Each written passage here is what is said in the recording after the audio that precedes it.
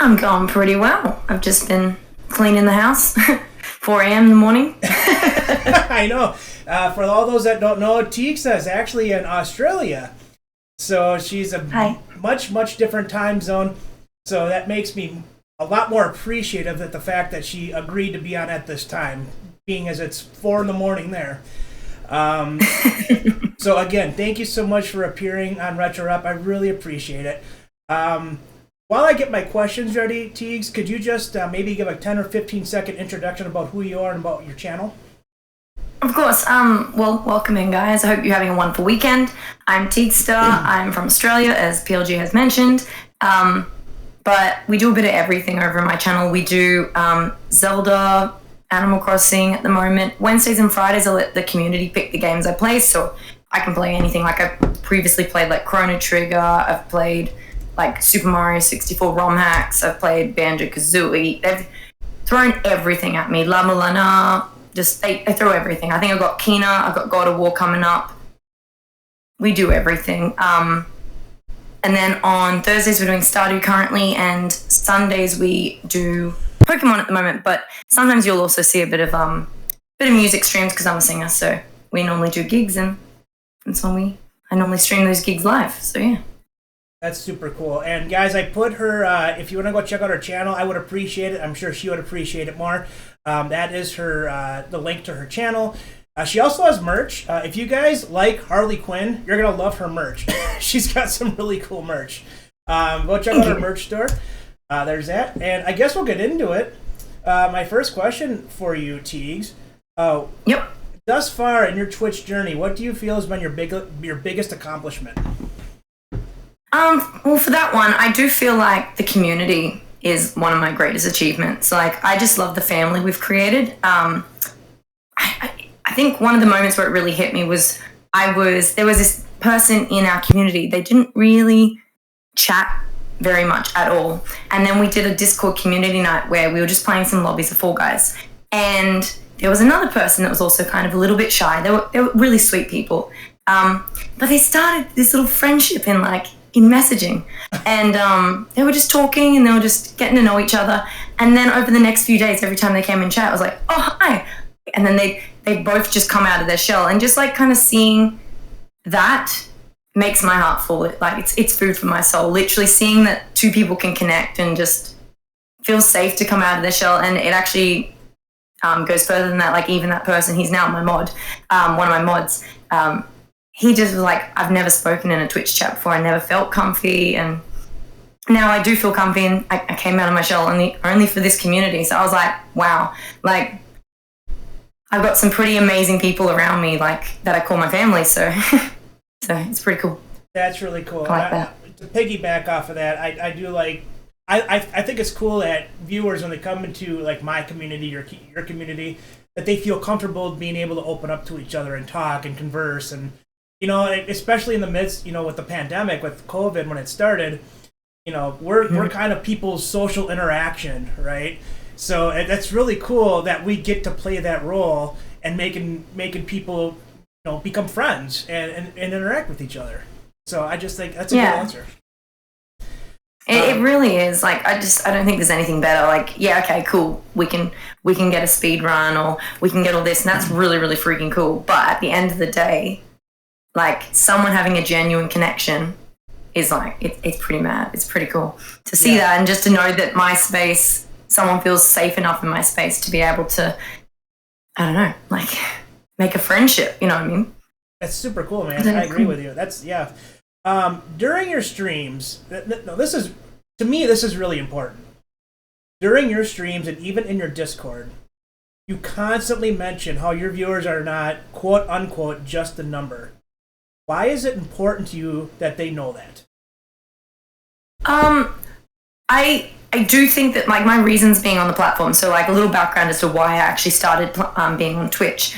My profession is, I'm a singer, I'm a performer. I've performed my whole life, trained in dancing, singing, and I was doing full gigs. I was booked up till June in 2020, and then all of a sudden, March 2020 hit, and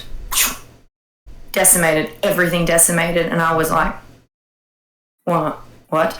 Literally my day before Twitch days was I would sit on the couch and be playing the newest game that came out, and be playing it to death. I would not get off the couch. And then I'd get up, go to my gig, come home. And when I was at my gigs, that's where I get my social interaction. I chat with people in the audience, and I chat and I connect. And it was really cool. Pandemic. I had no one. And I was like, I need that interaction. And then it was suggested to me to try Twitch. And I went, all right, fine. I'm very open to just trying things, being in an uncomfortable situation. So I literally just made a makeshift. I got my microphone that I like gig with. I had my webcam on my MacBook Pro, and I was like, let's do it.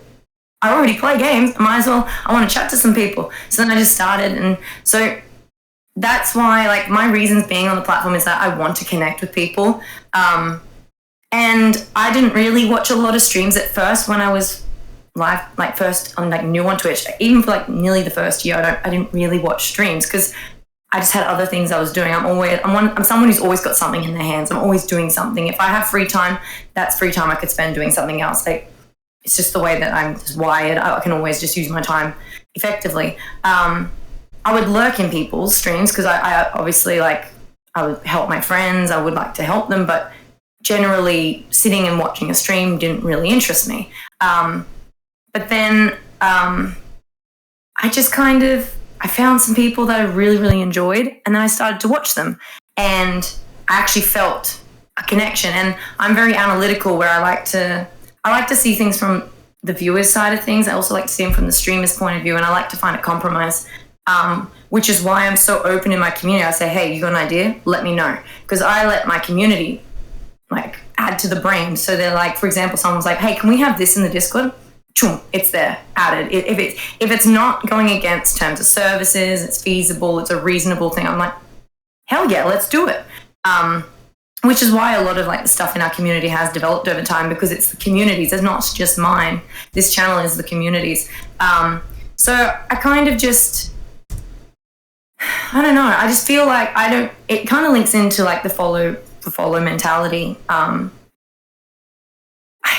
Why would you want to be a number? Like, literally, I know that numbers are really important because, like, in the sense of from a company's point of view, like, they want impressions. But at the end of the day, what does your follower count really mean? Does every single one of your followers show up every time you go live? Like, I don't want people to ever feel like they're just another number. Like, I don't want to be live and be like, okay, I need to hit this amount of number of people. I don't care what you guys are thinking. I don't care. That's just not the way I'm wired. I want to connect with people, and if people want to be there and connect with me, I'm going to connect them. If they're not going to be there, I'm still just going to be myself. You know what I mean? I find that really, really important. I just want them, like, it's not that I want them to know. That's just the way I am. Like, that's my vision for my community. I want people to feel like they actually matter because I actually want to connect with them. And yeah, I want people who want to connect with me in the community. And I think that's why our community is so lovely. Like, I can always find something, like, I can relate to someone, and no one's the same person. It's very interesting. And if you do open your eyes as, like, a streamer or even a viewer in a community, if you open your eyes and just listen, you will connect with someone. Like, you don't connect with everyone, but you're going to connect with someone. And that's the food for the soul that I enjoy. I really like that. Yeah. That's cool. And I think, and maybe I'm wrong, I'm not a performer like you are, but I would imagine being a performer in front of people like you were, it's really important to connect with them while you're on stage performing, to them listening to you. It's very important to connect that way. So maybe part of you wanting to think that they're not just a number comes from that, because you have to have a connection with your fan base in order for them to want to follow you, or to watch your progression as a singer, performer, or a streamer. Yeah, well, we have to, like, be realistic. You're not going to connect with every single person you come across because you're not going to be everyone's piece of cake. But at the end of the day, I say this all the time, just because you and someone else don't get along and you don't fuse doesn't mean that person's a bad person, doesn't mean you're a bad person. It just means your personalities don't match. And I don't think that, like, I feel like there's someone out there for them to match with, and I wish them all the best with that. You know what I mean? There's nothing wrong with not connecting with someone, because if you connected with everyone, then I think we'd all be the same. The differences make things interesting. I like that. Oh, that's a very good point. What's your favorite part about being a content creator? literally just being able to like connect with so many people from all different parts of the world that I never would have met like otherwise. I just enjoy escaping. I get really tunnel vision into what I'm doing. That's why my streams end up being so long. I get so immersed into the game that I'm playing and the world, and I just love sharing that with people and just kind of, I don't know, I learn so much from different people, and I grow being in situations that you're not comfortable in. Like, yeah, I love it. Yeah. That's really cool. I love it. What's your favorite part of being a content creator? Oh my goodness. My favorite part of being a content creator is probably, I don't know, just being able to have the opportunity to have a space for people to come and get away from the evils and the stresses of life, and being able to come here and hang out, and hopefully I'm able to give them some sort of entertainment. And, you know, 100%. I've got a pretty good following. I'm still relatively new. I'm less than a year. But I got a pretty good following, and people come, and it seems like they're enjoying themselves. At least I hope they are. So, but yeah, 100%. I appreciate you asking me that. Thank you. 100%. This is another question I like to ask, because I get answers of all different variety. What is your thought on the follow for follow Twitch mentality? Okay. I don't think it's feasible in the long run. I don't believe it's feasible, because if you think about a follow for follow mentality, it's like you could walk up to everyone on the street and you go, okay, well, I'm going to follow you and you follow me. Cool. Bye. It's very impersonal, I find. I feel like you should follow people that you like, and you like their content and you connect with them, because again, with the numbers thing, like, numbers don't mean anything except to a business that wants to know your impression rate. And realistically, if you haven't connected with that person, is that person really going to click on your link if you send them a notification anyway? Like, I just feel like it's kind of like false numbers. It also gives people false hope, in a sense that they go, like, I don't know, like, you sit there and you've got all these people following you, but they're not coming in. Like, how is that going to eat away at you over time? And then it comes into the other bit, it comes into like the whole thing of the lurk for lurk support. Like, if I give you a follow, I'm entitled to a follow from you kind of vibe. And think about people with, and if you scale that to someone with 100,000 viewers, okay. So if you're going to lurk in 100,000 people that are following you streams, one, that's not feasible. Twitch only allows you to lurk in 2 streams, and that counts. And then it creates, you can see where it starts to unravel. I think the focus should never be numbers. I think the numbers should be secondary. Of course, like, there's a time and place for numbers and analytics to, obviously, like, they give you some sort of feedback. But I don't think that should be the primary reason why you click that go live button. I feel like that's just not really. I feel like you should connect with someone because you like it. Yeah. I hope that's a good answer. I agree with you. I totally agree with you. I will admit, confession time. I used to be very offended if I followed somebody and they didn't follow me back. And I got to think, it's like, well, just because I like their channel, because I connect with their community or them, that doesn't mean they're obligated to connect with me. And I don't want someone to follow me just because I follow them. It's my responsibility as a content creator to build my community. I shouldn't ever have to count on somebody else to follow me so I can build my community. So 100%. Yeah. So no, I agree with you 100%. I totally agree with your answer. That's a good answer. Also, to add to that, sure. If someone unfollows you, I don't think people should take that to heart. At first, I thought, what was I doing wrong? What am I doing wrong? Sometimes I'd go live and I would lose like 4 followers. And I'd go, what am I doing wrong? What am I doing wrong? And there was a time at the beginning I was like, I don't know what I'm doing wrong. I literally go live and people just want to go. And I'm like, at the end of the day, I came to an understanding. I went, you know what?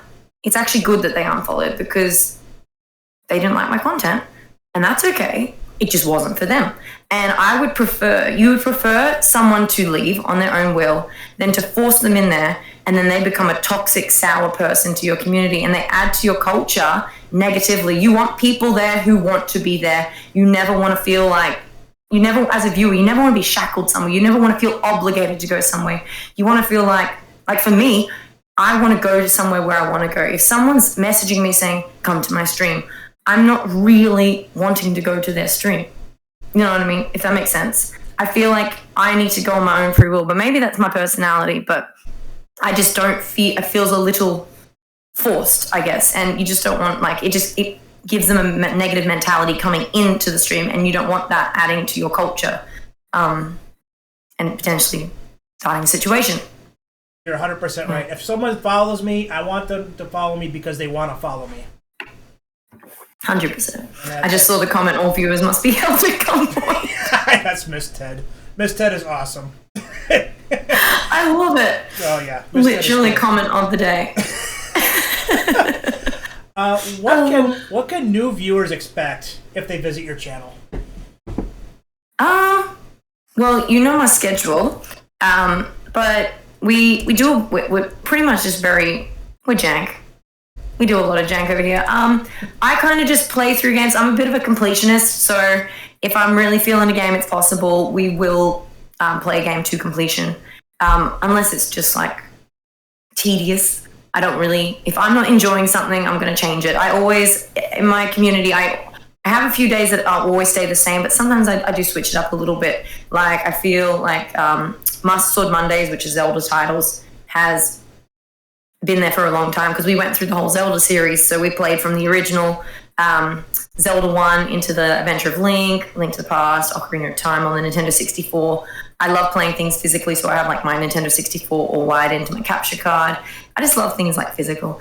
That's just who I am. And then like we have like the Animal Crossing on like Tuesday, where I kind of do things. I try and do things people don't really do. So for example, I created a Zelda themed island. So I did a whole build based on Zelda. And then now we're currently building a island based on Shrek Swamp. So it's got Shrek Swamp, it's got dual lock. We're building far, far away. We're doing like forced perspective using all the items. So I kind of like to go outside of the box a little bit. Obviously, not every idea is original. No idea is original. It's always just reused. Yeah, that's what I'm doing there. Wednesdays and Fridays, as I said, I do like random games that people choose. If you are interested, like you can go into my chat, !games, you'll see a massive spreadsheet that my amazing mods has created. There's lots of little tabs that shows you all the games I've played, all the games that can be redeemed, and all that. So we got all that going on. I think we played over 100 different games on our channel. Wow. Over that, yeah.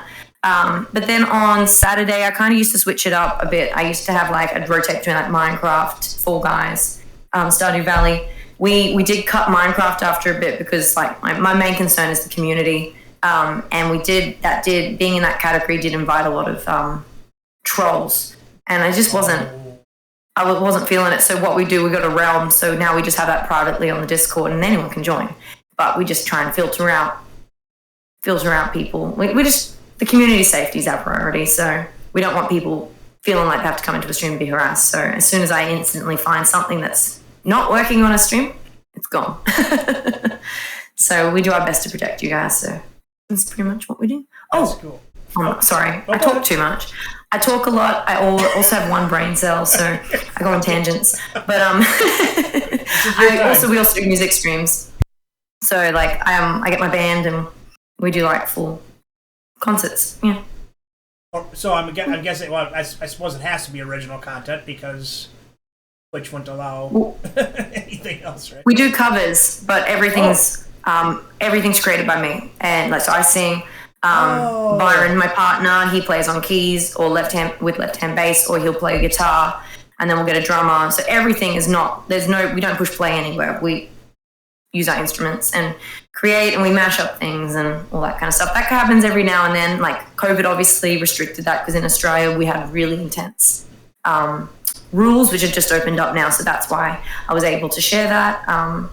But yeah, so it's pretty cool.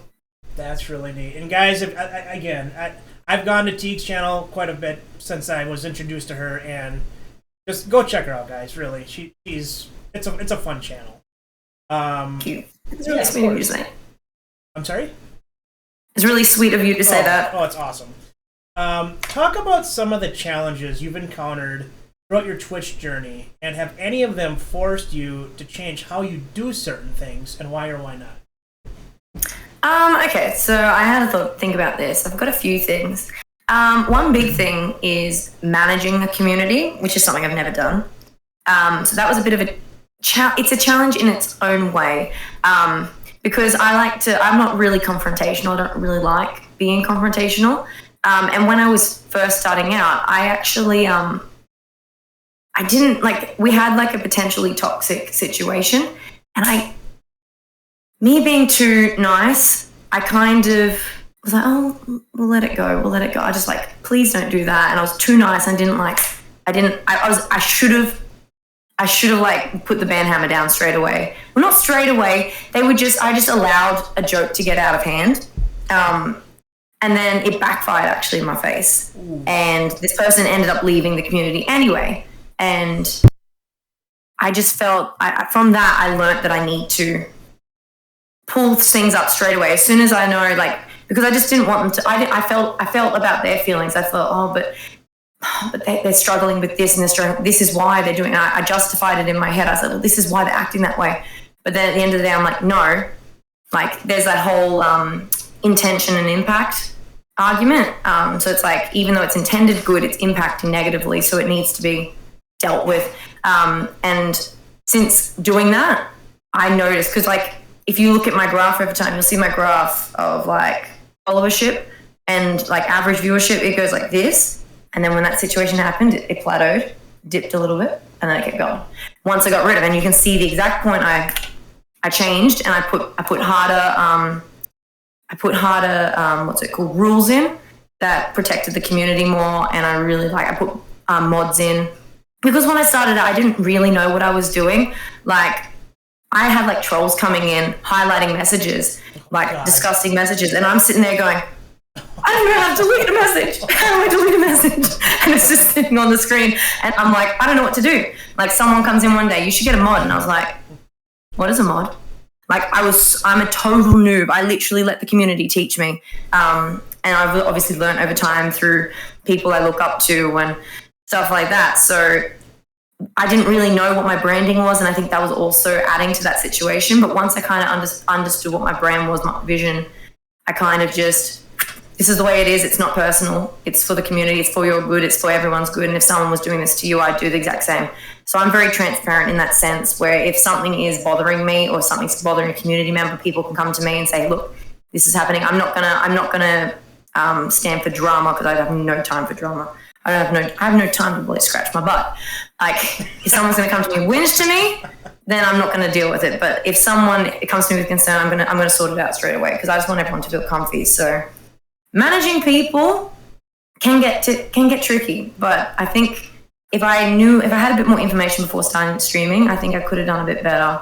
But yeah, there's that. Another thing is people copying.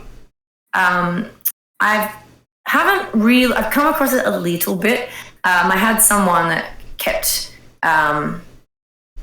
taking my literally I'd see it the next day, and I was just like, but I kind of it annoyed me at first, but then I was just like, by the end of it, I kind of got over it. I was like, okay, well, I guess if someone's copying you, it's kind of flattery. Everyone says imitation's a form of flattery, but it does annoy you. But I think at some point you kind of just got to realize that those people won't grow because they're waiting for you to do something. They're getting their ideas from you. Yeah. Have you had anything like that? No. What do you mean by copying? What they would copy, your whole stick, or what were they copying? For example, I had a system where I decided I was going to, for Christmas last year, I had a little mini Christmas tree, and every person who subscribed or anything like that got their name written on the card, and I put it on the Christmas tree. Literally, someone did the exact same thing. A few days later. Didn't even change anything. So it was just, and they didn't even ask me. They just kind of started to do it. And I was just like, okay, I see where we stand. Well, wow. It's just stuff like that. You know, that what that tells me, Teague, is that they're not. How can you be a content creator if you're copying other people's content? Try to be original. At least try to, if you're going to use the same idea, at least put your own spin on it. I mean, you know what I mean? Like, don't just... Yeah, no idea's original. I'm sure someone else has also done Christmas trees and cards. Like, no, I'm not the first person who invented the Christmas tree or cards. Right. But it was just like the timing and stuff like that. Like, I always find that if you find an idea that you like, take it, put a spin on it, make it yours, put your branding over it, so that if someone does copy it, they know it's you that they're copying from. But yeah, no, that was very early days. Like, that was just something very, very like small that I've encountered. I haven't really encountered many problems with Twitch, to be honest with you. I'm like really digging deep to try and find some like things. Like, these are all really early day things, and I do think that they're not like, I'm not free of like fault. Like, I think a lot of the way that I ran things at the beginning contributed towards that. So hopefully anyone who's like starting out can kind of avoid my mistakes or like preempt them and kind of correct them faster than I did. Here's an interesting topic. Self-promo. Oh. Self-promo. Now, there is a fine line. It's a very gray area. I had self-promo in my channel. I had to actually remove it completely because I had people coming into my Discord whilst I was live, pinging people, saying, come to this person, and dropping links. And it was my own mods at the time.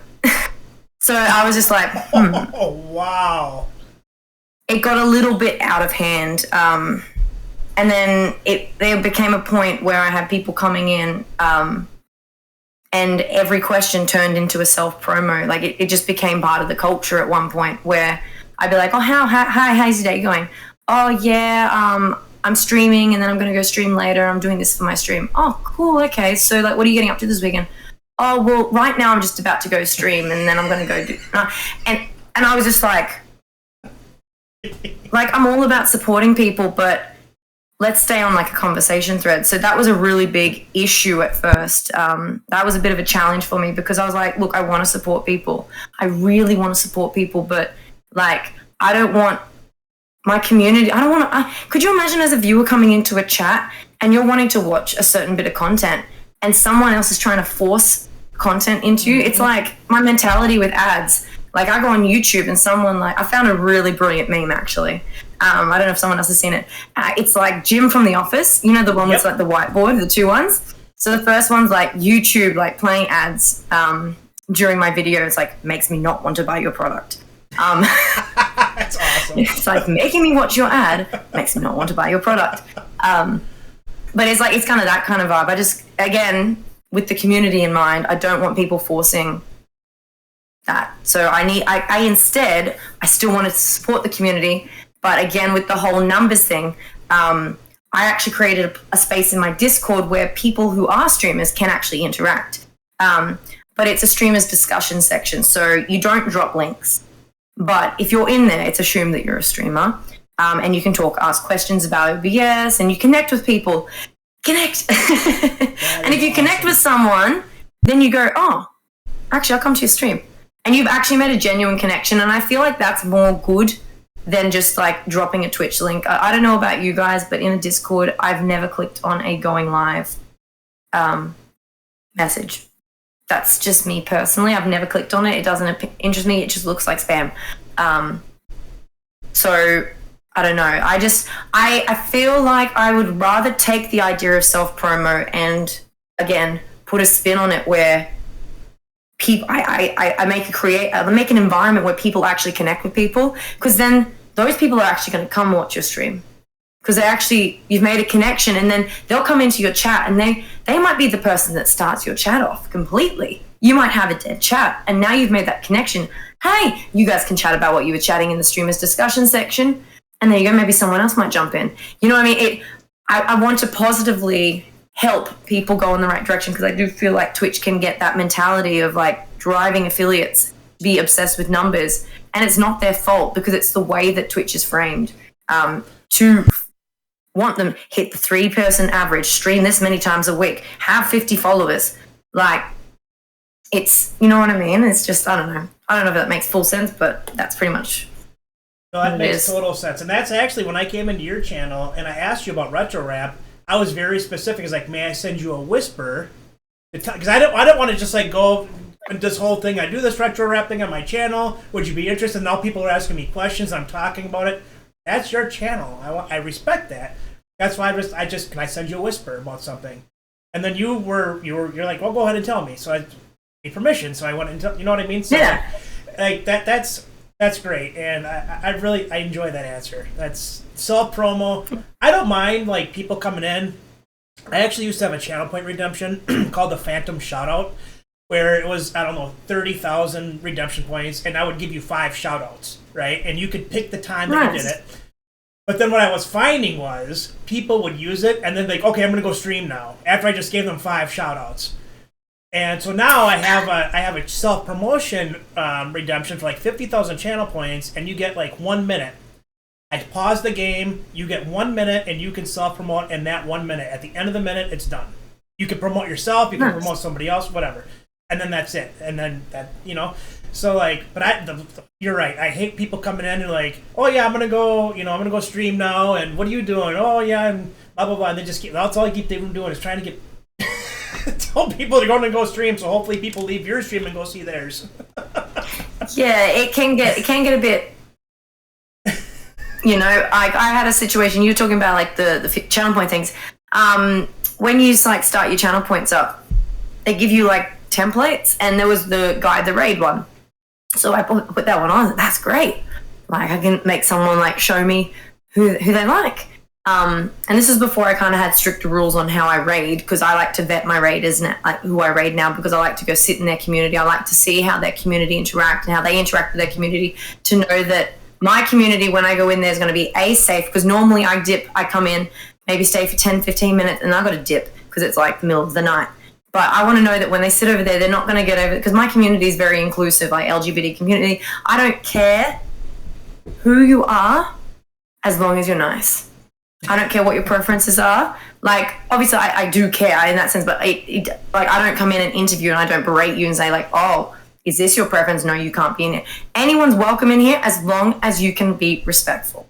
Literally, as long as you can have a respectful debate, even if you don't agree on things. I'm not going to be like in denial. People won't agree on things, but as long as you can be respectful and go, hey, I don't agree with that, but to each their own. Cool. But like, because everyone's going to have differences, but I've gone on a tangent again. Thank you, one brain cell. I'm going to pull it back to what I was saying. I had a channel point redemption. I don't even know how I got on that tangent. But I had one for Guide the Raid, and someone kept using it to go to themselves. And then we'd go over there, and then they'd act like they didn't know it was coming, and it was quite cringe, to be honest with you. He'd be like, oh my God, I didn't know this was coming. And I was like, you redeemed it.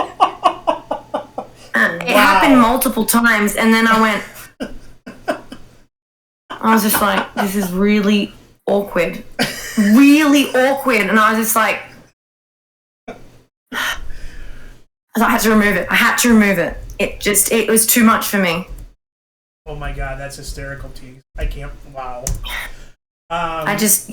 People can surprise you. You think people won't do something, they're going to do it. Wow.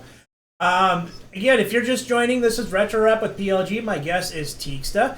Her link is right there to go give her a follow. And if you like to check out her merch, she does have, she's a big Harley Quinn fan.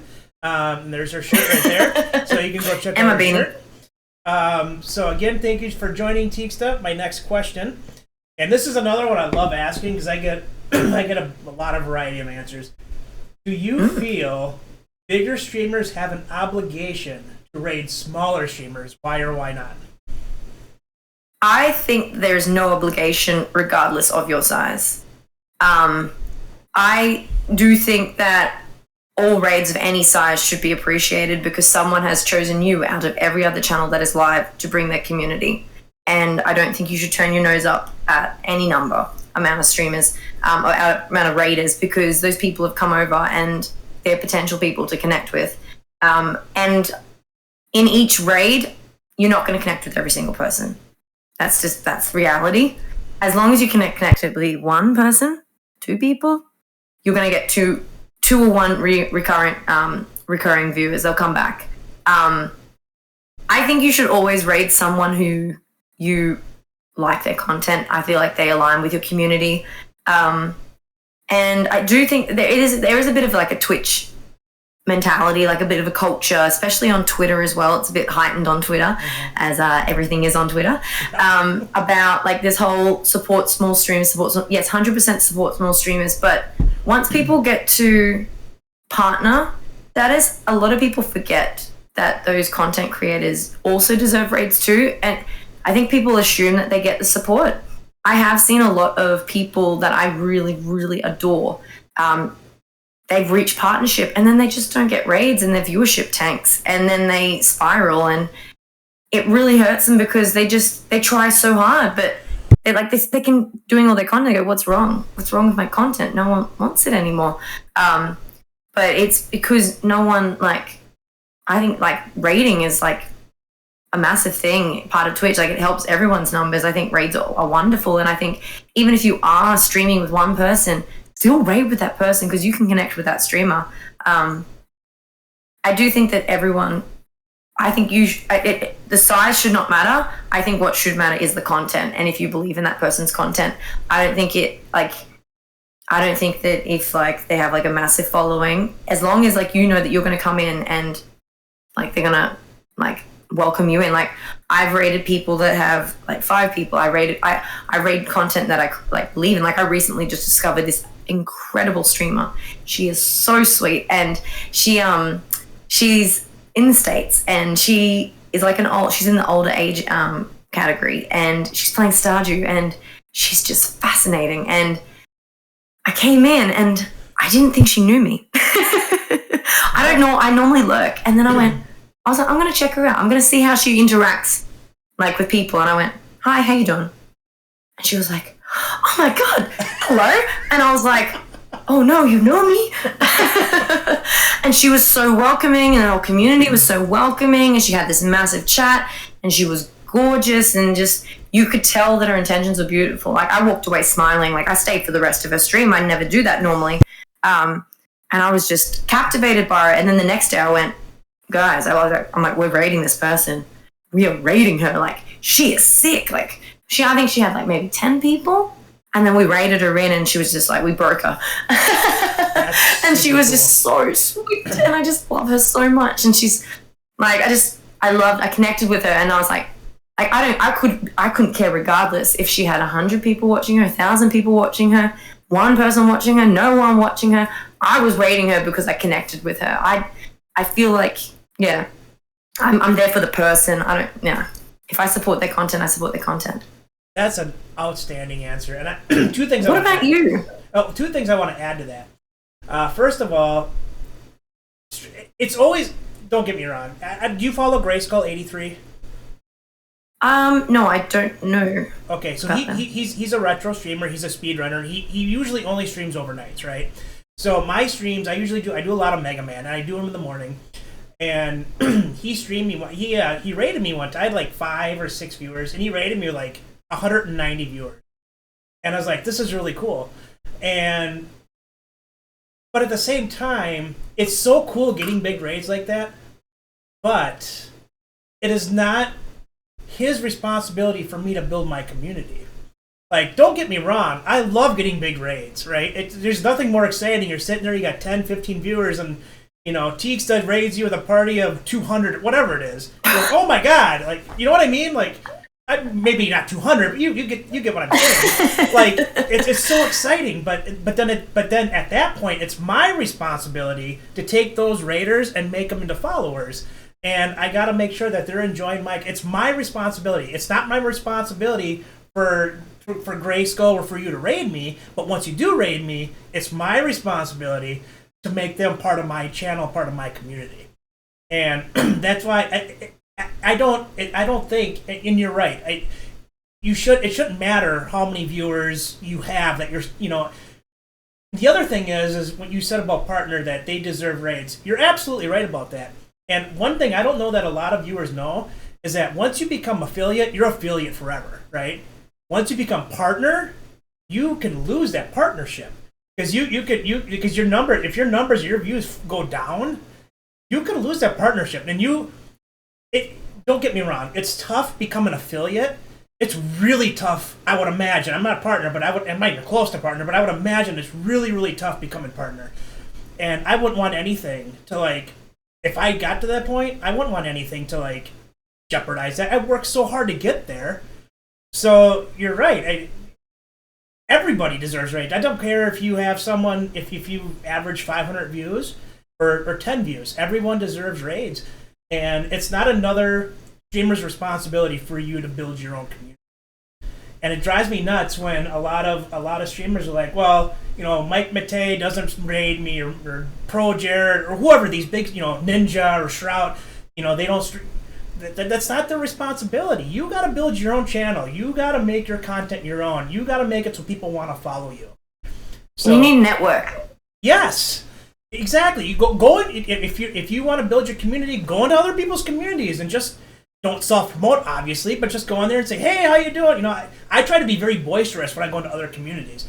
I like to type in caps. I like to make sure I'm known. I'm like, hey, how you doing, Teegs? Ron the Pharaoh told me about you. This is great. I like to make then next thing you know, people are coming into your community. Oh yeah, I saw you over at Teegs community. That's how Robin Between now, she's frequents my channel.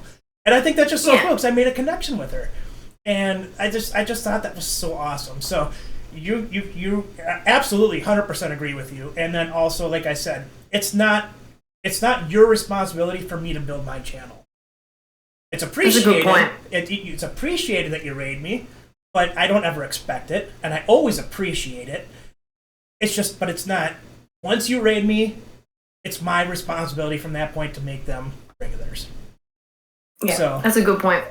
We're kind of we went off on that. That was a great discussion, though. I got to say. I like. Yes. Because that partner, as you said, like that partner, that gradual point of getting to partner, it's very tolling, very, very tolling. Because I don't like numbers, and I every single day got an email going pretty much just in my face. You are not worthy of partner. You are not worthy of partner. You are not worthy of partner because point something of a person. And I'm like, excuse me, when you get partnership, what changes? Right. What about my content will change? I'll get a badge next to my name. Ooh, I'm going to get encoding next to my, priority encoding. That's pretty cool. More remote slots, pretty cool. But I'm not going to become a new person. Right.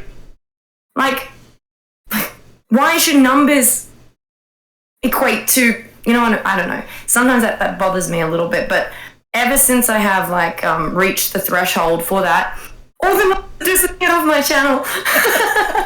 All the things, I turn off all my numbers while I'm live and everything, but obviously you see in your your channel analytics, it does that path to partner thingy-mabobby, and then all your summary emails they give you has it in as well. Now it's gone. I'm like, oh, so good. I think it's been the best thing ever. Cause I don't have to worry about that anymore. I get a clean summary. If I could turn that feature off, I would. Because the thing is, I'm always under the mentality that if it happens, it happens. If and when it happens, fantastic. But it's hard. I went so strong for so long, and then right near the end, I was 4 weeks of the number, I was meant to be out of 75. It was 70, 73, 72, 74, 73. And I was just and can you hurry up and get there? And then at one point it was sitting at 74.23, and I was like, 2-3 of a person. Serious? I'm like, that doesn't make sense. Wow. I was just like, can this thing just leave? Like, seriously, I don't even want to see this thing. But yeah, it was very, very tolling at one point. And then once I just kind of went, I got like serious imposter syndrome from it, and I just went, you know what? Screw it. If it happens, it happens. That's what's going to happen. Wow. No, that's... And then as soon as I was just like, it happened, and I got the thing, so, yeah. So, wait, did you get partner then? I got rejected. Oh, that's right. Oh, okay. All right. Yeah. No, you're going to get there, though. I know you are, because you are such... Not just a good streamer, Teegs, you're just a wonderful person in general. Like, well, if it happens, it happens, but thank you. No, right. But you're really, you're just a good... I can just tell you're a genuinely good person just listening to you talk. You're a good person. And I want you to know that I appreciate the person that you are. Absolutely. Thank you. That's really, really, really, really lovely of you. Absolutely. Yeah. Who's cutting onions? Cut that out, chat. Don't cut onions. You're funny. What's the first video game you realized you absolutely hated, and what made you hate that game? Alright, so for me, hate is a really strong word. Okay. And I don't think any game comes to mind realistically. I find that I would say there's more genres that don't click with me. And I feel like, because my background, I actually went to uni, I haven't finished it, so I don't have the degree, but I do have partial knowledge of game, the long word of it is Bachelor of Interactive Games and Interactive Entertainment. But what that translates to is make video games. So I was majoring in game design, minoring in animation and programming. So when I see a game, I kind of see it from the programming design point of view, if that makes sense. So when I see something I don't like, I kind of try and figure out why it's coming across that way, if it's like just a personal preference or if it's just like they've made like sometimes I'll be like, oh, why did they make that box collider so big? Why? Like stuff like that. Or I find that like sometimes I like analyze the game design. I'm like, okay, well they've made this game. Like sometimes I'll be like, okay, for example, like Cuphead. People would go, they wanted to see me play Cuphead for ages, and they're like, Cuphead, oh, she's gonna rage. And I was playing it, and I was chill as a cucumber. I was like so zen. I was like, and I was like, why is she not raging? And I was like, realistically, I only really rage at a game when, like, I feel like games point, like, a game should be hard where when you die or you, like, lose or fail, you feel responsible from your actions. Oh, well, I didn't react fast enough. Not this bloody button wasn't bloody pushing, or I was in like an iframe or something, and I can't control that. Like, oh, well, if the character didn't bloody just glitch to the side, maybe I would have got that. You know what I mean? Like, that's when I rage, when it's stuff like out of my control. If I have full responsibility, if the game is like, look, I gave you all the tools and you're the one that made the mistake, I'm like, fair game, GG. I'll take it. Like, so I find that, like, I just kind of, like, I dissect games like that. So I kind of break them down, analyze them. And yes, there are some genres that I don't find appealing for me to play, but there's genres that I'm, like, that, yeah. Hopefully that gave you some sort of answer. Yes, it did. And Miss Ted here commented, Cuphead made me rage quit. And I guess I'm different than that. Like, oh my gosh, it made me rage quit. There's certain, I just, because I don't have patience for games that are that hard. I just don't. I find it a challenge. I'm like, oh, yeah. Let's take the gloves off. We're gonna fight. I ain't gonna let you beat me, because they actually redeemed Ghosts and Goblins for me. Oh my god. I beat that thing. Ghosts and I beat Goblins. The first level, second level. I'm on the third level now. So Ghosts and Goblins is an adjective to describe how hard games are. How hard is a game? It's Ghosts and Goblins hard. Yeah, I was sitting there and I was like on a level for like, we were like, checkpoint! Yes! Well, that's the thing, too, like that first graveyard level. When you're playing a really tough game like that, and you make progress, it's like the greatest feeling ever. Yeah, games challenge me, and I'm like, oh, You want a challenge? It's on. I'm going to beat this game. I'm going to 100% you, and I'm going to make you wish you weren't ever developed. Like, I love that. That's a win in my book. That's a win in my book. Like, obviously, there's leisure games that I love. But, like, if there's a challenge, I'm like, let's do this. Let's go. Sign me up. I definitely like your mentality. Small victories are the bread and butter of difficult games. Yes. I agree with that. What, other than being a content creator or a streamer, however you want to put it, what are 3 interesting facts about you that you'd like the viewers here to know? I'm pretty much an open book, but if you didn't know me, I'm a trained singer-dancer. I lived in Hong Kong for 3 years. Cool. I can teach dance. I'm qualified to teach dancing. I break games. I don't do it on purpose, but if you want to find a glitch in a game, I'm going to make like a compilation of like for it, like to be a QA. I broke Crash Bandicoot 4. I actually soft-locked myself. I soft-locked myself out of the Insane Trilogy. Wow. Do you know, are you familiar with the B level, beheading, in Crash 2? It's where the purple gem is. And there's this level, you have to go down like into like you have to like body slam to go into a bonus level. And I body slammed and I went through the platform and then I didn't reload and I was just kind of stuck. And I was just like, okay.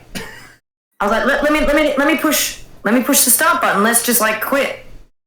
Controller did not work. And I was like, this is good. And then like in Crash 4, have you played Crash 4 by any chance? I have not. You have not? Okay, well there's this one level called Offbeat, and at the end you're on like a guardrail and you're like sliding and you like fall off the edge and you hit like the box to indicate like the end of the level. Like it's hard to miss it. I missed it. I fell through. So like, for example, like the way that I analyzed the situation was you collide and it takes you to the end level screen, but like that's technically part of the stage still, but the camera, it changes to like a new scene. I kind of just brought the camera down with me and I fell into the area that's meant to be like where like the end comes up. It's like, you got this many boxes, you got this. And like all like the end UI comes up. Yeah, I didn't trigger that. I just kind of was in the band and I was walking around and I was like, this was not meant to happen. And now I'm pissed because I actually perfected that level and now it won't count. Oh, so I was like, But yeah, I normally, you mostly see things that are jank and I break games. Like, I even broke Portal. I saw you play Portal. You broke it, huh? Yeah, so wow. I unplugged my controller and then the gun was going boom, boom, boom, boom, boom. And like, I was like, this smashed all the girls. It was just like, I couldn't do anything about it. The gun just kept off firing and I was like, I have to just Alt F4 this bloody program because my gun won't stop bloody trying to shoot a portal. It was like, boom, boom, boom. And I was like, trust me to break the game. Trust. Oh, that's funny. I need to tune in more to your channel to see that. I'll most likely break the games. It's true. Oh man. What's three pieces of advice you'd like to give to newer streamers or those pushing for affiliate? Okay. Enjoy the process, enjoy the content, and don't force things because let things happen organically. That can apply to a lot of things. Your branding, your following, your community, stuff like that. Because no one's the same. Everyone's community is going to be different. I would say ask yourself, why are you on this platform? What content do you want to create? What happens after you get affiliate? And I think that can also apply to partnership as well, because a lot of people push for partner and they go, I want partner. But why do you want partner? What are you going to do with your partnership that you couldn't do when you're affiliated? So it's like, ask those important questions because they're gonna inform your content. I also think you should create short-term, long-term goals because there is a massive gap between affiliation and partnership. So like you can't go from having average of 3 viewerships and be like, all right, in 2 weeks, we're going to have 75 average. And it's very unfulfilling. Like, people stream for multiple years and don't reach that threshold at all. And how damaging can that be for your confidence? Because your content might be absolutely great, but you just might not have the discoverability, which is a massive problem. But it's a climb. It's gradual. So, like, say, like, okay, well, how about this? I currently have 50 followers. I have 3. I've just hit affiliation. Got 50 followers. I got average of 3. Okay. In the next month, I would like to raise that average to 7, and I would like to have 100 followers. Reasonable. And then if you get to that, then you hit those goals, and those little goals are going to make you. It's like playing Ghosts and Goblins. The little victories. See, it's like the little things, because then it's going to help you feel like you're building your brand, because you can't go from like a small setup to the biggest setup ever. You know, it's all gradual. Everything comes with time. And just always make sure that you're taking steps forward. No matter how small they are, they're always a step forward. I think maybe you should always work with what you've got, because I don't think that the setup that you have equates to success. I do think that you need to have some sort of personality for it. And maybe streaming's not for everyone. Maybe there's another platform for you. Because there's like stuff like YouTube, which is more for like static content, where people can access it all the time. There's no pressure of being live. You can kind of edit it. You can feel more comfy. Maybe that suits you better for content creation rather than being live. There's also like network. Make sure you post your stuff on other social medias. Tegan, take your own advice. I'm getting there too. I have no time.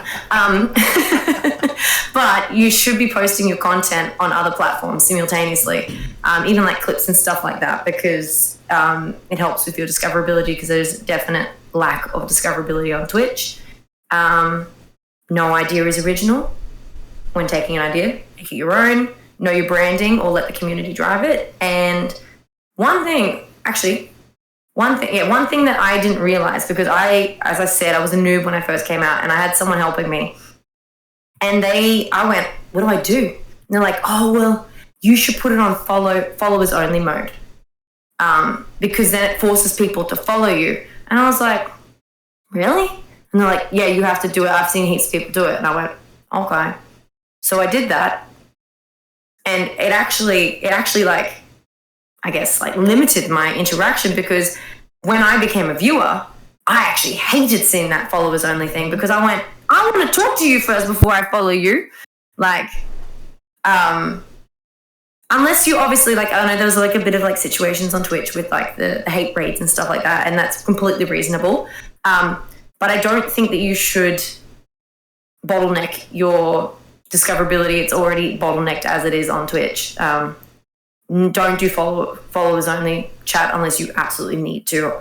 I didn't know that, and ever since finding out, like, being on the other side of the coin, I was like, yeet, that is something I'm getting at straight away. I hate that. Like, I just took someone else's advice, and it was a bad piece of advice, and I acknowledged that. And yeah, I don't think that's not a good thing. And don't dump your link in other people's chats while they're live. Oh. Don't do that. I've had people go around and try and dump people's links. Like, they just come in and dump like someone's link in there. You get banned straight away. It's not. They were dumping people's Twitch link into your chat. Their live link. Really? Yeah, that's a great way to make enemies real quick, man. That's a red flag. Yeah, no, I agree with you. One thing I'll add to that is, if you're pushing for affiliate, or if you're a new streamer, and I already said this, go into other people's communities, just do a search for like retro, or like for me, Mega Man. I'll go into Mega Man communities or whatever it is, and just get to know other people in the same kind of community of games that you like to play, and just start chatting. That's how I got to know Justin Between. I mean, that's a perfect example. A lot of my community that I built is because I went to other streamers' communities. I got to know that streamer, and I really got to know their viewers. So I think that's an important thing too. But I love how you worded everything the way you did, and I think you make excellent points. Thank you. Of course. At this time, that's all the questions I have, Teegs. I'm going to open it up to a little bit of Q&A. Guys, if you want to ask Teegs a question, please use the highlight. I think it's like 100 channel points. Use the highlight my question. I think there's been, let me see here. There's already been some while we're talking here. I know Miss Ted, I already know what Miss Ted's going to ask. She asked the same question. Here's one. What makes the game tick and discover the cheese parts where people exploit? I'm not sure I understand that question. And Terry's, can you understand that question, Teeks? I'm not sure I understand that question. I think we were talking about like breaking the game and exploiting stuff. I guess that's for maybe like speed runs and stuff like that. That's how I'm interpreting it, maybe. Oh, okay. What do you? I don't know. Actually, I'm not 100% sure. Maybe I need some like clarification on that one. Can you clarify what you mean, Antares? While you do that, Miss Ted Hornsby, here's the question: would you rather fight one horse-sized duck or 100 duck-sized horses? That's a great question. Oh, the hard one. Are the ducks Psyducks? What's that? Are the ducks Psyducks? Would you have one horse-sized duck? Do I have to fight it? Can I make it my pet? Can she tame it like a Pokemon? Because I could just be like a crazy duck-sized horse lady and just have 100 horsies. I could like put little things on the back and like, you must fight. You must fight. Is it to the death or is it just like a gladiator rules? Oh my god, that is to the death. Gladiator. Well, I'd rather just kill maybe just the one rather than the 100 because that's just like that's a literal slaughter. Maybe we'll do the horse-sized duck. Bring it on. Bring it on, funny. Ducky. Raven is asking, do you play via emulation or are you a purist? Do you use original hardware? I try my best to use original hardware. The only time I have used emulation is when the game is not actually like when it's a mod. So like I've played 2 ROM hacks on my time on the channel. One was Kaze's Last Impact, and the other one was that was the Super Mario 64 Last Impact mod, and the other one was the Star Road Super Mario 64, and they're modded. So I have to emulate them using Project 64. But besides that, I do try my best to have things physically. I don't know. I like having things. I like being able to see them.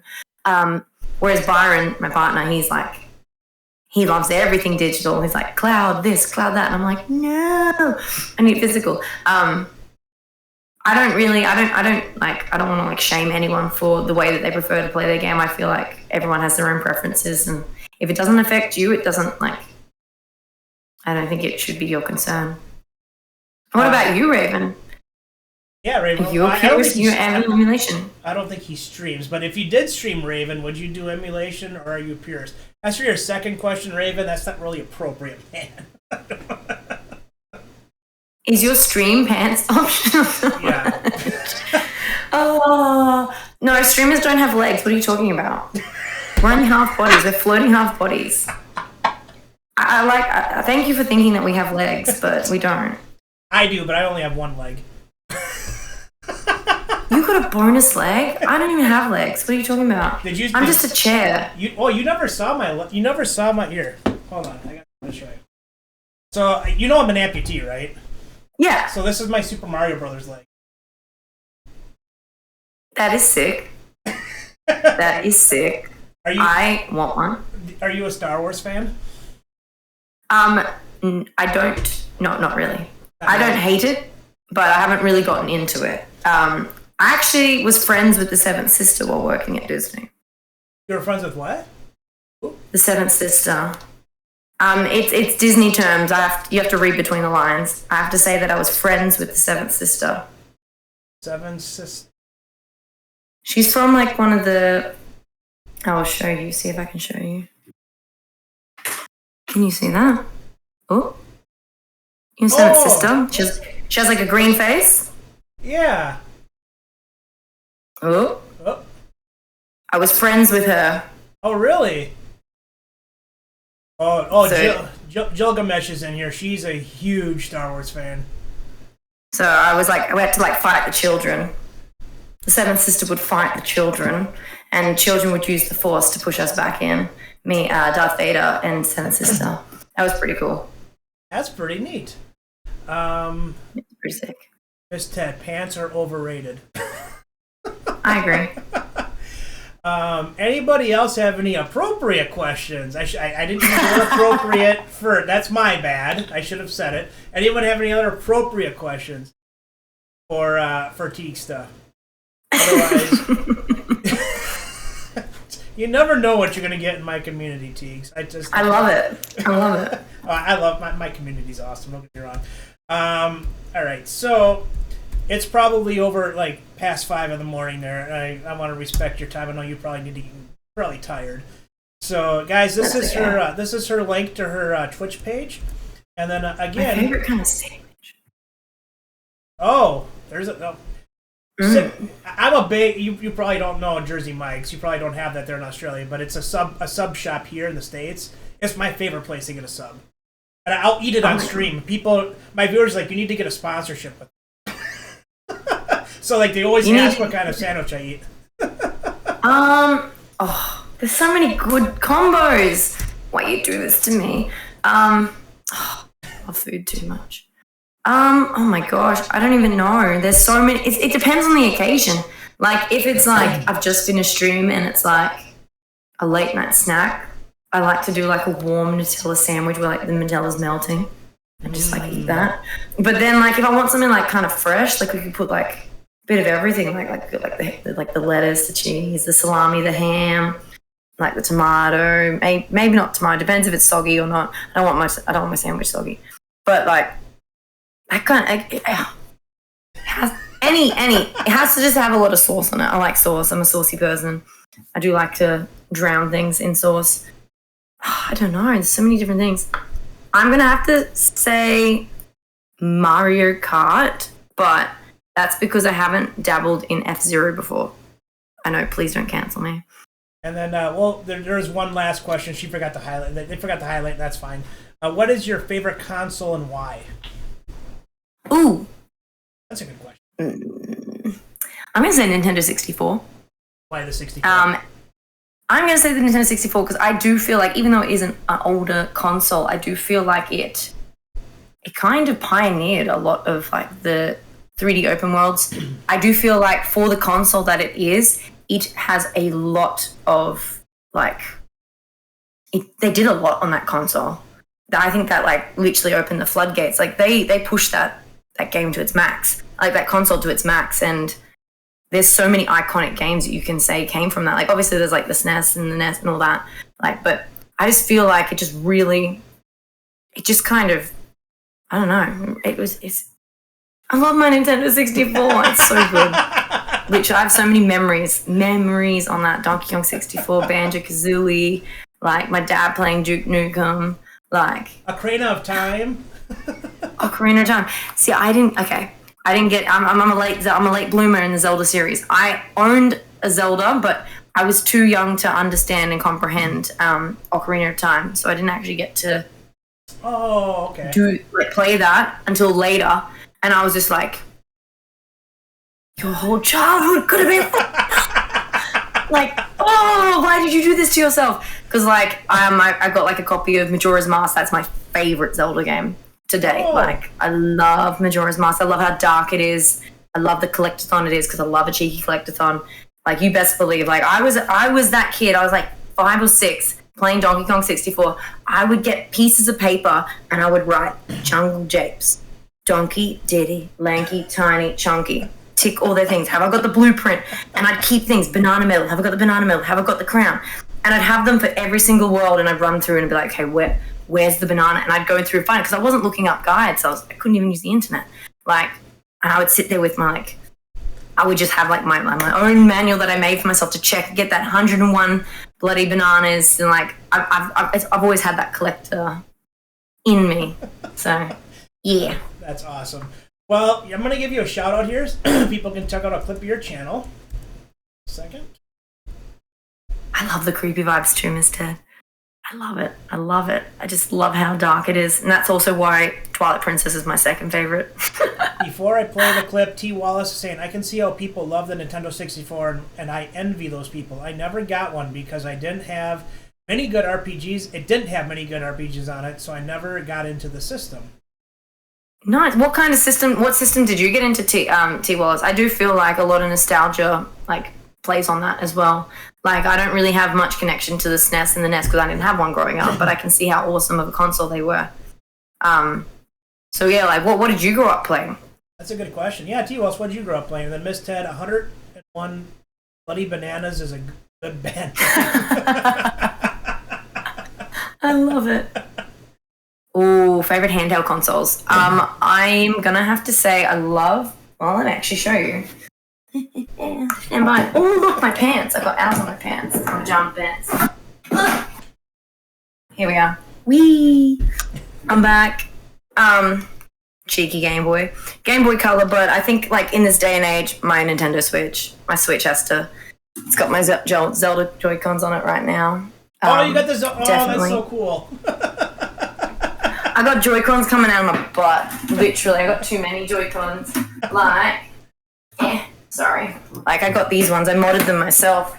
2 seconds, just reaching over. Yeah. I got these ones. I didn't mod these ones, but like, you can tell that. Well, that's. That's so. Can you tell that I had the grape Nintendo 64 and the grape Game Boy Color as a child? Because my Switch Joy-Cons are like. Are those Nintendo brand or is that a third party? It's third party. That's so but cool. They just took normal Joy-Cons and they put third-party shells on them, if that makes sense. Oh, yep. And then they put, as you noticed, they've made a D-pad instead of the 4 buttons. Oh, yeah. Oh, so like if you're playing like your retro games, it just gives it a more natural feel to it. Same with I got them in white too because I just can't control myself. But I actually modded these ones myself. Oh, really? As you can see, I made a mistake on the there, but that's okay. But yeah, they're freaking mad. I modded these ones for like I took the shell out of my grey ones and then did them as well. But yeah, I love them. They're so cool. I love the Game Boy. Like literally, like can anything beat this sound? Like.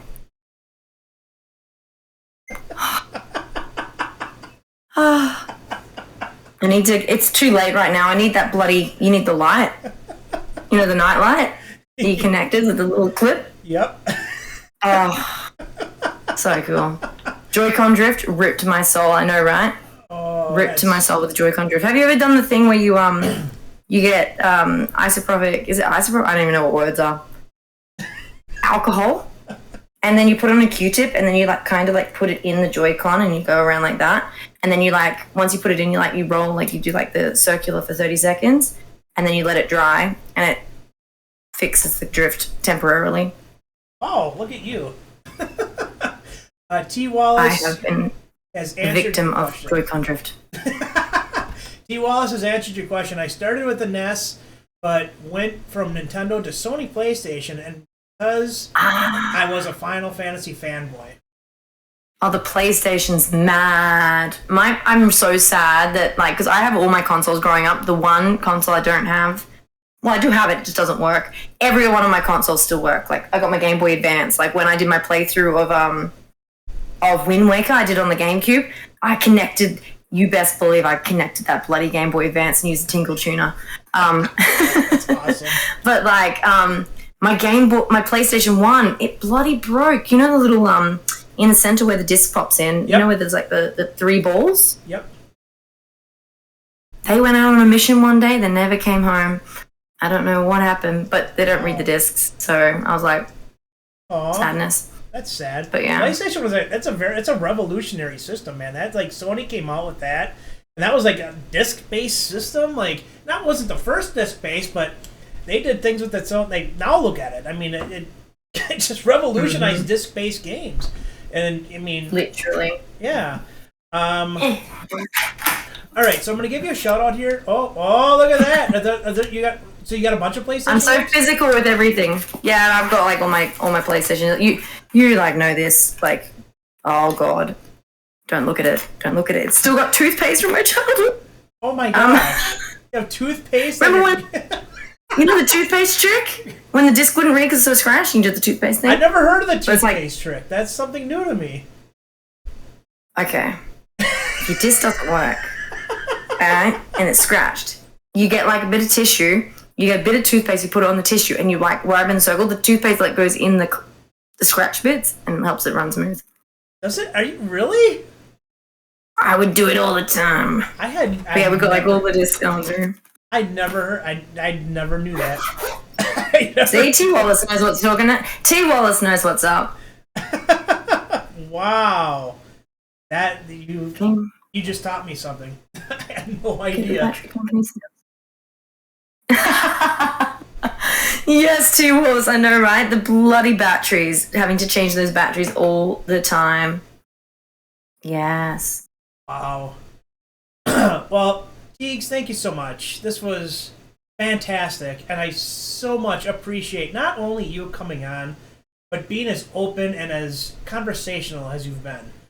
And this has just this is the reason I do this. I love getting to know other streamers, but I want my viewers and other viewers to get to know other awesome streamers out there like you.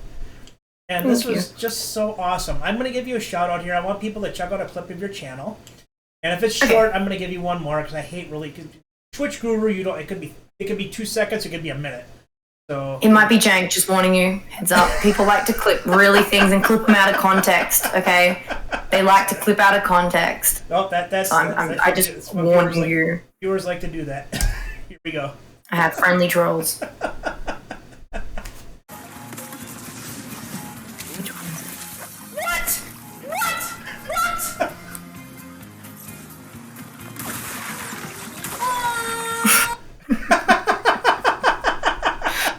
Is that an older clip of you?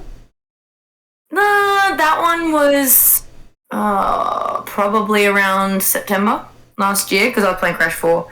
I know exactly that. I didn't even hear that one. I know exactly what I was saying. What? Is that what it was? Is that the one it was? Because, yeah, that one is it. Yeah. Crash 4. Oh, man. Well, love it and hate it. Well, guys, go give her a follow. This is her. Of course, you can click on the link from the shout out, but you can click there. And then if you want to check out her merchandise again, go check it out. Again, if you're a Harley Quinn fan, you're going to love her merchandise.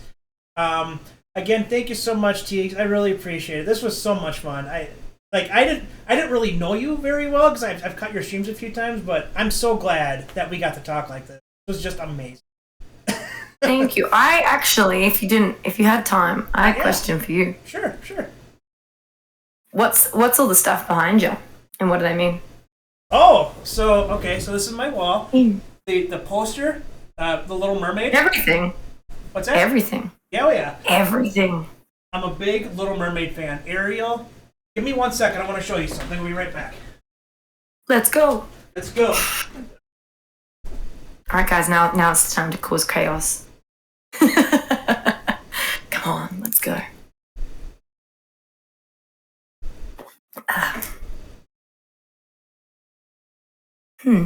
Has anyone got any plans for this weekend?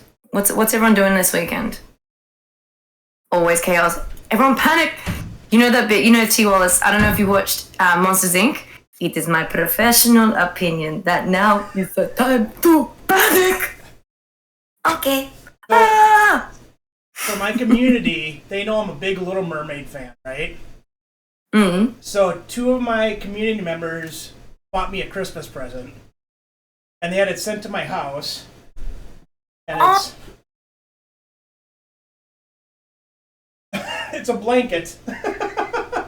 So cute. Ariel and Flounder.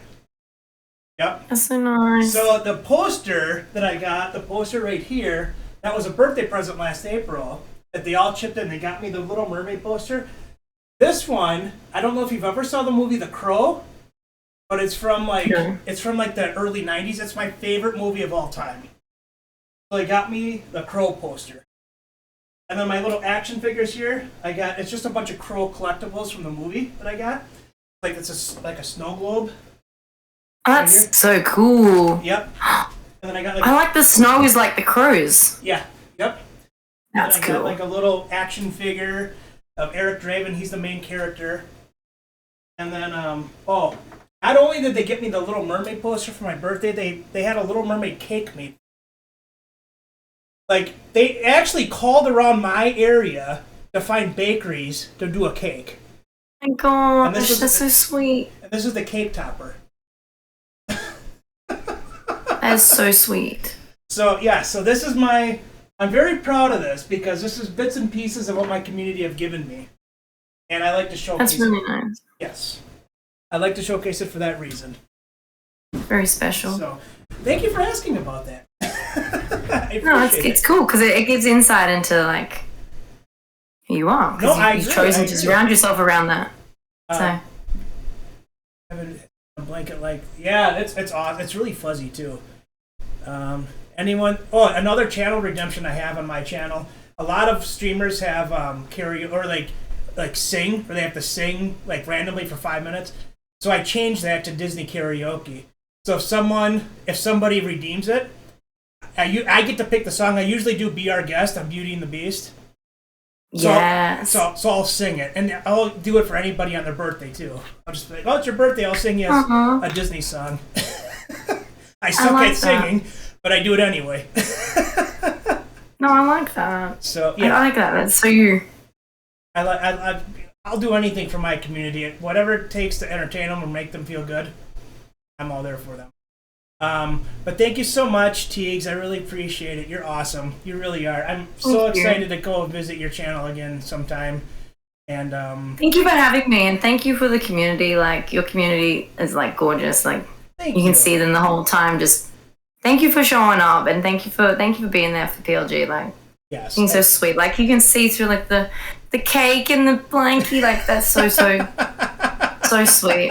Like I think I don't think sometimes people realize how much their impact is. Like the impact they can have like on you. Like how much like you say you appreciate it, but like it's more than that. Like yes. Like just I don't know. I'm a big gift person. Like I like putting thought into my gifts. Like one day I'll show you what showed up on my doorstep.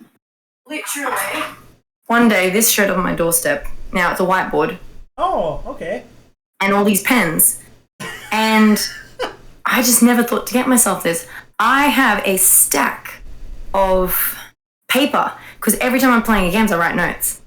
And I just turn the notes over and I scribble it out and I cross it out, cross once I've dealt with it and done that. And someone thought to send me a whiteboard. That's so really now cool. I just write my notes on there and then I brush them off. And I don't have to waste paper. And I was like, wow. So like I have something similar to that because one of my channel point redemptions we do Mad Libs. And so instead of paper, I have this little thing right here. So you can write on it like that. And there's a little button that just boop deletes it.